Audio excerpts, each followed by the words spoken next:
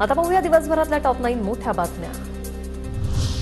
काँग्रेस आमदार झिशान सिद्दीकींना मतदारसंघात विरोध। एका बैठकीत स्थानिकांनी सिद्दीकींच्या हातून माईक हिसकावला। मतदारसंघातील नागरिकांचा झिशान सिद्दीकींवर आरोप। राहुल गांधींचा आम्हाला पुन्हा कारवाईला सामोरं जावं लागेल। टीका केल्यानं आमच्यावर हल्ले होऊ शकतात। संजय राऊतांचा आरोप। तर ज्यांची आधी चौकशी सुरू त्यांना भीती वाटणारच। आशिष शेलारांची प्रतिक्रिया। नरेश मस्केंची खासदारकी रद्द करण्याच्या मागणीसाठी विचारे हायकोर्टात। एका गुन्ह्यात दोषी असतानाही मस्केंनी निवडणूक लढवली। राजन विचारेंचा दावा। मराठा समाज मुख्य प्रवाहातून बाहेर ढकलला गेलाय। मराठा समाजाला मुख्य प्रवाहात आणण्यासाठी सरकारी नोकऱ्या आणि शिक्षण आरक्षणाची गरज। राज्य मागासवर्ग आयोगाचा उच्च न्यायालयात दावा।